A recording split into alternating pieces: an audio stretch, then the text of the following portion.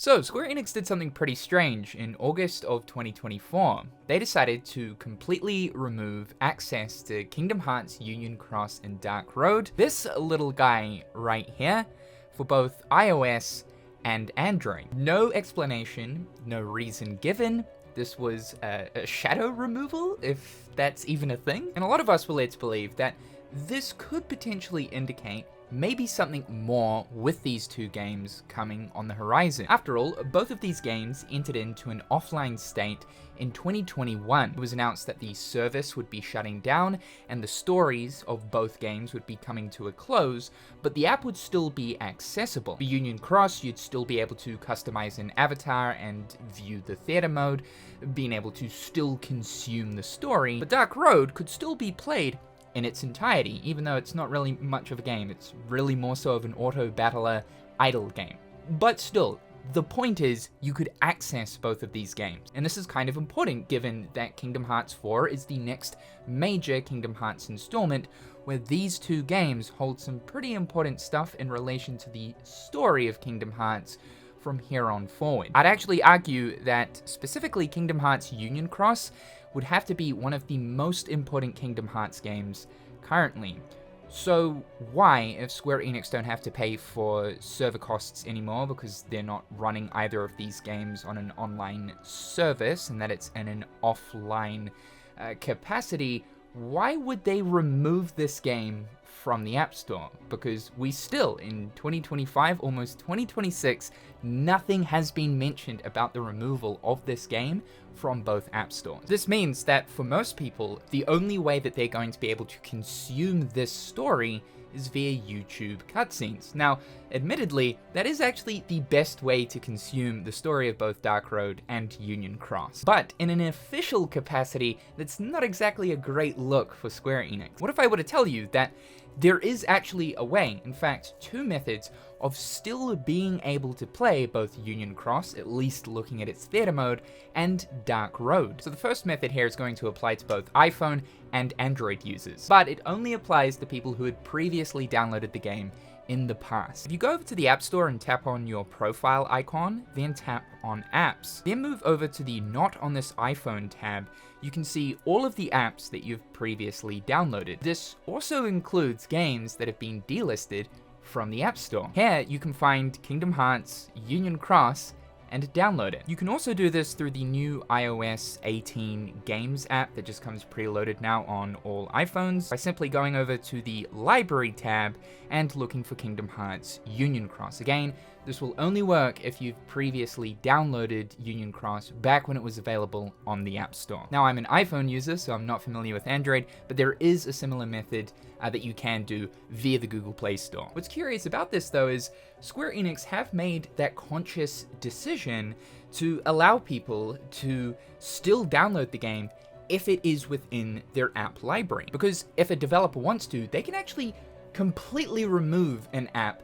and any means of being able to re-download it once they remove it off the App Store. An example I'll use here is Platinum Games' World of Demons. At this stage right now, this is like totally lost media, and there's no other means of being able to play this game, which, by the way, it's a fantastic hack and slash game from Platinum Games that exclusively launched on Apple Arcade. And even though I had downloaded it in the past, it's no longer in my app library. This is because Platinum Games completely removed all traces of the game from the App Store. If you're still able to download a delisted game from your App Store library, it means that the data of the game still actually exists within the App Store's servers. So if people can still do this, why did Square Enix remove the game? The data still exists on both Google and Apple's servers? Like, then just allow anyone to be able to download it. Sure, there's a cost to have these apps available on these storefronts, but I mean, this is chump change to a multi-million-dollar business like Square Enix. Now, method number 2 can apply to anyone, and I think this is the best way to experience both of these games. This method is, of course, using BlueStacks or any Android emulator. In the description down below, I've left an archive link to Kingdom Hearts Union Cross, the 5.0.1 version, which is the final offline version of the game. Now, it's important that you end up downloading the torrent file and not the Android package archive, the APK, because the torrent file comes with both the APK but also the OBB files. Now the OBB files is the game's data, which is required in order to play it. Trying to play the game without manually installing these OBB files will come up with an error message saying that the game data can not be downloaded from the Google Play Store. So you have to do this yourself. So you want to drag the 2 OBB files within this folder here into BlueStacks. This will automatically import both files into the emulator. Next, you'll want to grab the ES File Explorer. There is no File Explorer app that comes already installed with BlueStacks, so you'll have to install one. I just recommend ES right here. And also make sure to just drag the Kingdom Hearts Union Cross APK into BlueStacks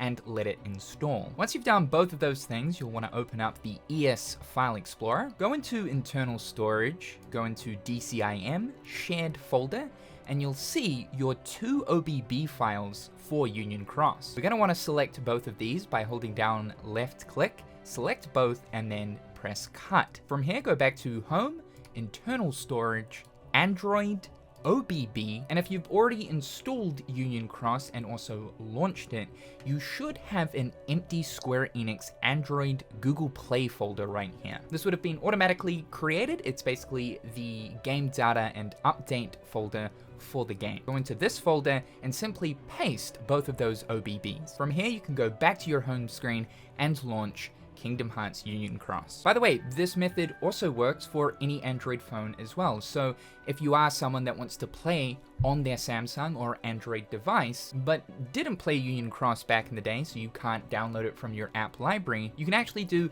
this exact method for your phone, as of course Androids allow you to sideload apps. And that's how you can still play Kingdom Hearts Union Cross. Although this game has been delisted, the good thing to know is the game is very much preserved and the experience is there for people wanting to go through just a couple of hoops to be able to play it. It's not like either of these experiences are fantastic video games, but more so they are important for the Kingdom Hearts story. For Kingdom Hearts Union Cross, you can play around with the avatar customization menu. All of the different outfits and accessories are completely unlocked in the offline mode. There are hundreds and hundreds of different choices to customize your avatar with, along with all of the keyblades already unlocked. Again, these are all just purely cosmetic, but the cool thing is your customized avatar will actually appear throughout all of the cutscenes in theater mode. Unfortunately though, that's about the extent of what Union Cross offers in its offline mode. With Dark Road, it is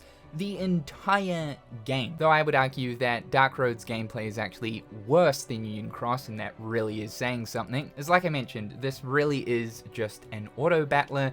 You just click the game onto auto mode, the game will deal the cards for you and essentially play for you, and you simply just grind BP to be able to level up and purchase cards from the shop. In the offline version of Dark Road, all of the cards were made available to purchase in the shop using simply just the in-game currency, BP. But hey, at least you can still experience the Dark Road story and technically still play the game, even though, again, it's not much of a video game. I really do hope that once Kingdom Hearts revives itself, because the franchise is kind of fucking dead right now, and then, you know, Square Enix and Tetsuya Nomura start talking about the series again within interviews, I hope they do end up talking about Kingdom Hearts Union Cross and why it was pulled from the App Store, along with Missing Link. There's a lot of things that we've just sort of been left in the dark about, where us as the consumers, it's kind of like, you know, we sort of do deserve an answer, to be fair. We are supporting this series, so it would be nice to know what is going on. Like we've talked about in the past, the only reason that really makes sense for Square Enix to pull the game from the App Store publicly